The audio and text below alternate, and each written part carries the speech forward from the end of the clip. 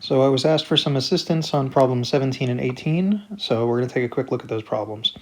So you're given that the population of bears, so P, is equal to 3,500, and that they increase, because this number is bigger than 1, by 2.5% every year.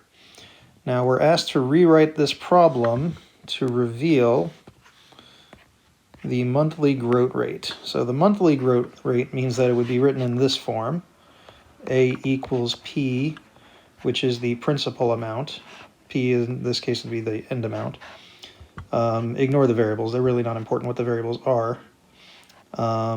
This would be 1 plus the rate over the time period in which interest accrues to the nt power. So pretty much, because we're asked to write this in a monthly form, we want this to be a 12.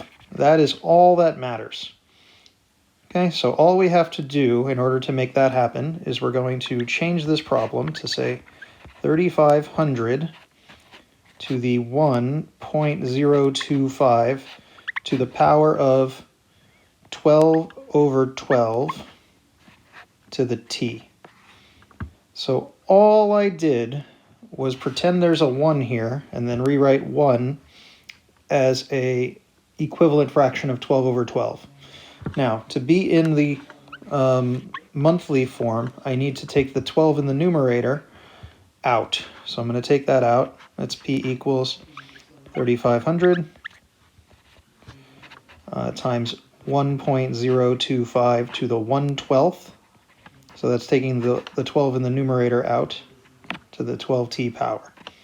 So now all I have to do is simplify this expression with a calculator, and that will give me the answer.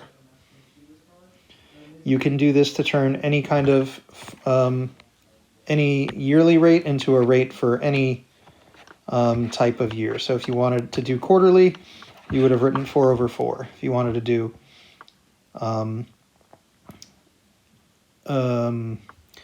weekly, you would have done 52 over 52, and so on. So I'm not going to answer the question. You'll have to do that yourself. This is very similar to what was done for problem 15, where I think we wrote this daily, so we did 365 over 365. Also, it's similar to one of the questions on Delta Math. Let me just find it.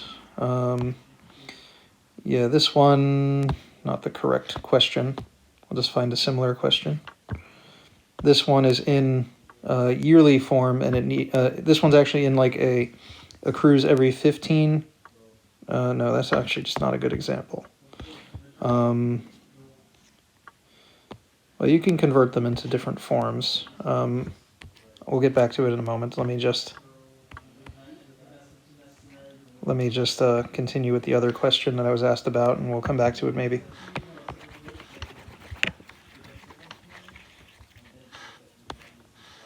And problem 18 is a more interesting question. It says, determine to the nearest tenth of a year how long it would take for an investment to double at a rate of 3 3/4% interest rate compounded continuously. Well, 3 3/4 is 3.75%, which can be rewritten as 0.0375 as a decimal. So this is our rate.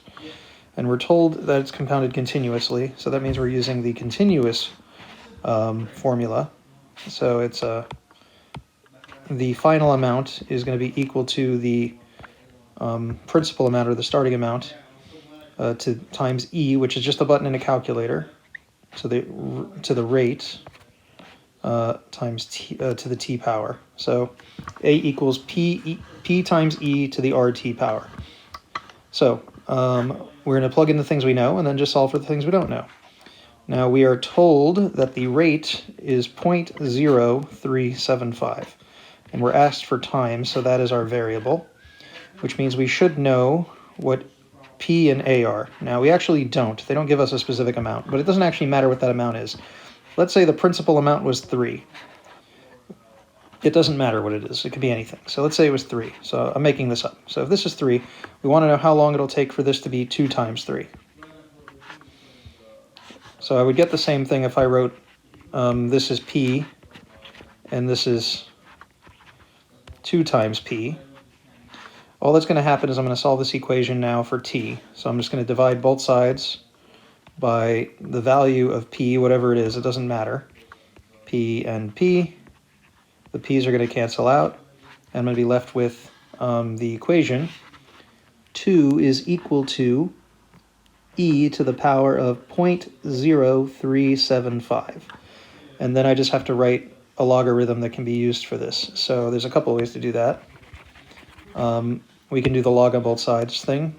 I'll just show you a similar examples because we're going to do it tomorrow. Let's say I had 10 is equal to 5 to the x power.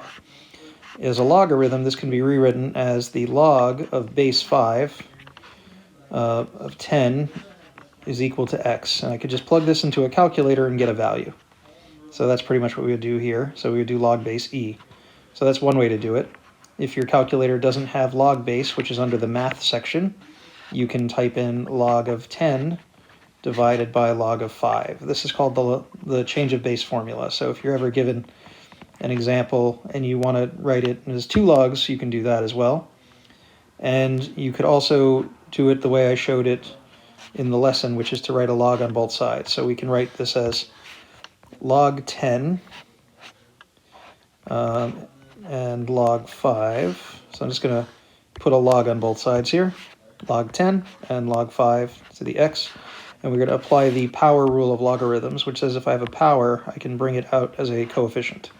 So this will become log 10 equals 5 log x. Oh, not 5 log x, excuse me. X, which came out as a coefficient, log 5. And then if I were to divide the log 5 to the other side, I get x by itself. So those cancel out, and I'm left with log 10 over log 5, which is the exact same thing I got by just converting into log form. So you can do the same thing with this expression, just the base is e, which is a button in your calculator. It's second divide. Hopefully this was helpful. Your answer should be, just to see what they are, I have an answer key here. Your answer should be 18-ish. So try and do it yourself as well.